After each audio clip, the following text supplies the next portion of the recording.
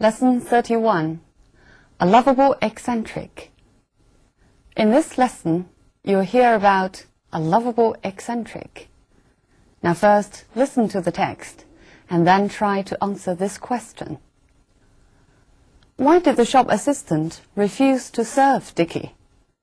为什么这个售货员不肯接待 Dickie? True eccentrics never deliberately set out to draw attention to themselves. They disregard social conventions without being conscious that they are doing anything extraordinary.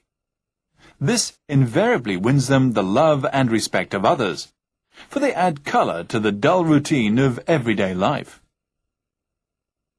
Up to the time of his death, Richard Colson was one of the most notable figures in our town. He was a shrewd and wealthy businessman, but most people in the town hardly knew anything about this side of his life. He was known to us all as Dickie, and his eccentricity had become legendary long before he died. Dickie disliked snobs intensely. Though he owned a large car, he hardly ever used it, preferring always to go on foot. Even when it was raining heavily, he refused to carry an umbrella. One day, he walked into an expensive shop after having been caught in a particularly heavy shower. He wanted to buy a £300 watch for his wife, but he was in such a bedraggled condition that an assistant refused to serve him. Dickie left the shop without a word and returned carrying a large cloth bag. As it was extremely heavy, he dumped it on the counter. The assistant asked him to leave, but Dickie paid no attention to him and requested to see the manager. Recognizing who the customer was, the manager was most apologetic and reprimanded the assistant severely. When Dickie was given the watch, he presented the assistant with the cloth bag. It contained £300 in pennies. He insisted on the assistant's counting the money before he left. 30,000 pennies in all. On another occasion, he invited a number of important critics to see his private collection of modern paintings. This exhibition received a great deal of attention in the press, for though the pictures were supposed to be the work of famous artists, they had in fact been painted by Dickie. It took him 4 years to stage this elaborate joke, simply to prove that critics do not always know what they are talking about. So why did the shop assistant refuse to serve Dickie? Right, because he was a snob. Dickie looked too poor to be able to afford anything in this expensive shop. So the shop assistant simply refused to serve him. 这篇课文的最主要的线索呢，就是发生在这家高级商店中的事情。但是课文的内容并不止于此。课文的第一段先向我们对所有的怪人做了一个概述。第二段呢，又对 Dickie 这一个怪人做了一个简介。第三段呢，又举了几个例子来进一步说明 Dickie 他的古怪。所以请大家注意，第一段呢使用的是现在时，因为讲述的是一般规律。后边两段用的是过去时，因为讲到的是具体的人。Okay, now let's look at some language points. First, look at the title. A lovable eccentric. Eccentric, here it means a strange person, 一个怪人。那么除了名词之外呢， eccentric 还可以用作形容词使用。那么一个怪人就可以表达成 an eccentric person。它做形容词的时候，它的同义词呢包括 strange 或者 odd。那么课文后边又出现了 eccentric 的名词形式。His eccentricity had become legendary. Eccentricity means the strange or odd behavior or nature. 这里呢 eccentricity 是指古怪的行为或者特性。They disregard social conventions. Social conventions 社会习俗，跟它相关的词还有 social norms 社会规范， social customs 社会风俗。课文说的是不遵循社会风俗，用的 disregard 这个动词。那么表达遵循社会的习惯，可以使用 follow social conventions or conform to social conventions. They add color to the dull routine of everyday life. Add color to something means to make something more colorful, more interesting. 使事情更有色彩，更有意思。我们在前面几课学过它的形容词形式。One of the most colorful figures, 最有意思的一个人物。He was known to us all as Dickie. 课文刚刚告诉我们，他的名字叫 Richard Colson。为什么这里又被称为 Dickie 呢？ Colson 是他的 last name, 他的姓。如果我们跟一个人并不熟悉，我们会称他为 Mr. Colson。再熟悉一点，可以称名 first name， 就可以叫他 Richard。而 Dick 是 Richard 的昵称 nickname。Dickie 比 Dick 又进了一层，所以从人们对他的称谓上，我们也可以看出 Dickie was a lovable person。Dickie disliked snobs intensely. Snob means somebody who looks down upon those who are inferior and flatters those who are superior. 就是中文中的势利小人。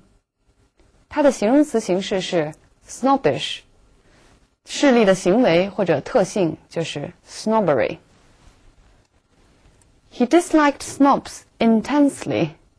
Here it means he disliked snobs strongly. Intensely 这个副词经常用来表达情感的强度。For example, I was intensely moved by the film. 我被这部电影深深地打动了。After having been caught in a particularly heavy shower. Be caught in means be in a difficult or very unpleasant situation. 陷入某种困境。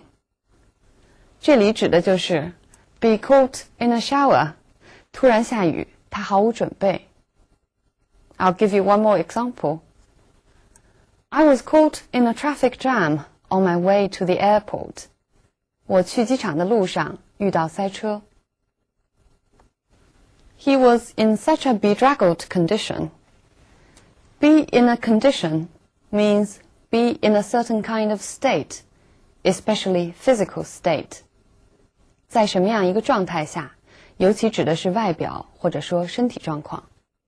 那么 be in a bedraggled condition 我们从上下文中也可以猜出 bedraggled 的意思，就是 he was wet, dirty and untidy, 湿淋淋的、泥污的。As it was extremely heavy, he dumped it on the counter. Dump means put down something, especially something heavy, carelessly. 猛地扔下来或者重重地放下。But dump can also mean to get rid of something. Dump 另外还有一个词义，就是扔掉什么东西。For example, he dumped his old car. 他把他的旧车扔掉了。You can also dump somebody.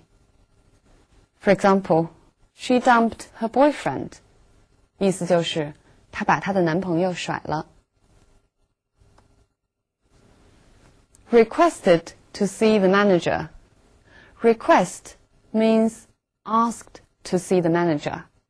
但是 request 比 ask 更为正式。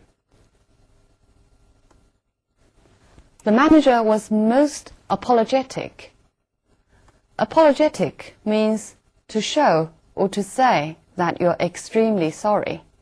表示抱歉的。我们知道它的动词是 apologize, 名词是 apology. 那么这里的 most apologetic， most means extremely， 它不是最高级，而是非常的意思。The manager reprimanded the assistant severely. Reprimand， 责备。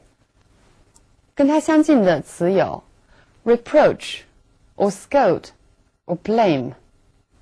但是 reprimand 跟这些词不同的一点是，它强调在公开场合的指责。It contained £300 in pennies. 我们知道一便士是 one penny. Pennies 是 penny 的复数，指的是多个一便士的硬币。那么 pence 也是 penny 的复数，区别是 pence 指的是货币单位，那么它可以简写为 p。我们在前边的几课学到过这个句子 He dropped his 50 pence and it bounced along the pavement. 这里的 pence 就是指的50便士，货币单位的复数。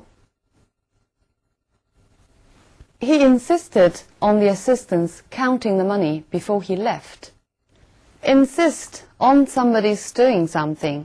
坚持让某人做某事。那么 insist 还可以这样使用，它后边可以接一个由 that 引导的从句，但是注意从句中要使用虚拟语态。这句话如果后边要接上从句，就要这样表达。He insisted that the assistant should count the money. 这里 should 可以省略。当然 insist on 后边还可以加上一个名词或者名词性词组。For example, she insisted on her innocence. 她坚持她的清白无辜。This exhibition received a great deal of attention in the press. The press means newspapers, magazines, or parts of TV and radio that broadcast news. The press 指的就是报纸、杂志、电台、电视台播报新闻的这些部分，就是新闻界。那么新闻自由就可以表达为 the freedom of the press. It took him 4 years to stage this elaborate joke.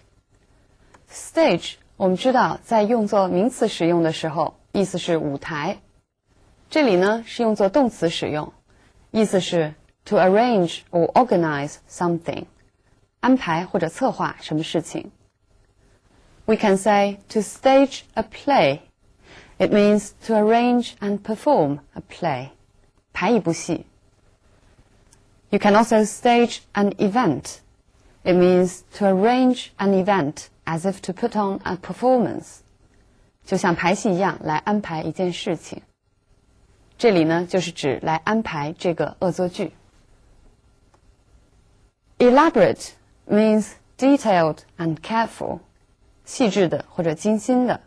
So an elaborate joke means a carefully planned joke or trick.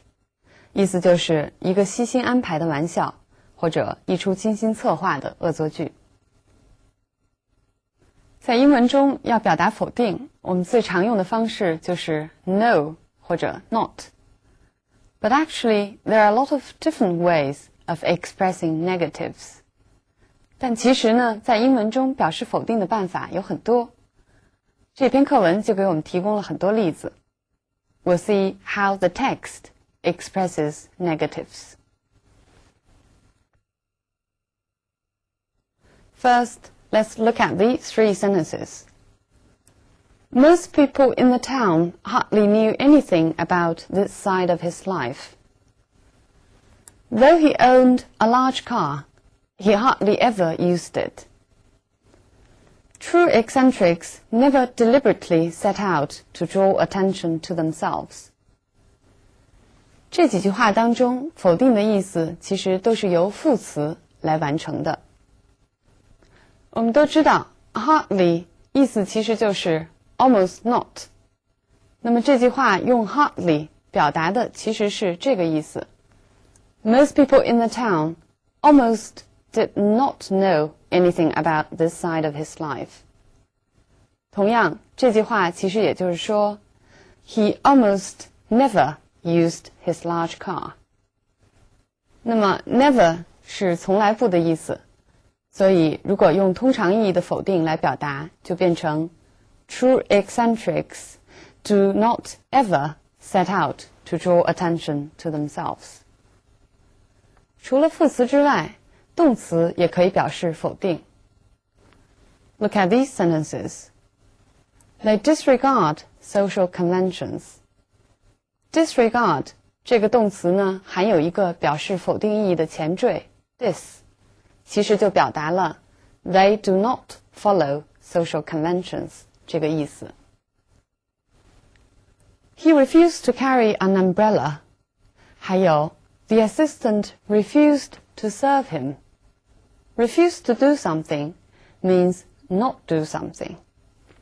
这两句话其实也表达了否定的意思，就是 he did not carry an umbrella. The assistant did not serve him. 除了动词和副词之外，这篇课文呢还使用了 without 的结构来表达否定。Look at these two examples. They disregard social conventions without being conscious. 还有 Dickie left the shop without a word. Without 用来表示一种伴随状态，是说同时并没有做什么事情。所以这里如果用否定来表达，就变成 They disregard social conventions and they are not conscious.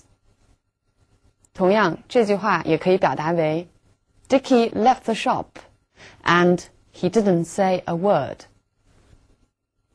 Right, so much about the language study of this text. Now finally, let's come back to the topic of eccentric people. The text tells us that eccentrics disregard social conventions. Is it good or bad? How should we look at social conventions? 我们究竟应当怎么样来看待社会风俗呢？一般的来说，我们都认为应当遵循社会风俗。We should follow social conventions because all of us need social recognition. 社会的承认，英文中的表达是 social recognition. 那么英文中还有这样一句话 Human beings are social animals. 因为人是社会的动物。但是课文恰恰告诉我们 eccentrics are lovable because they disregard social conventions. 这些怪人的魅力恰恰在于他们并不理会社会习俗。Because if a person is being too conventional, he or she might be too conservative. 一个人如果太守规矩，就可能变得保守。And one may lose his individuality. 那么就可能失去个性。个性就是 individuality. 课文中呢，还告诉我们有真正的怪人 true eccentrics, who never deliberately draw attention to themselves. Then there must be false eccentrics, who will try their best to draw attention. 那么一定还有虚假的怪人，可能就是我们说的哗众取宠的人。If true eccentrics are lovable, then false eccentrics might be hateful. All right, so much on this topic. I'll see you next time.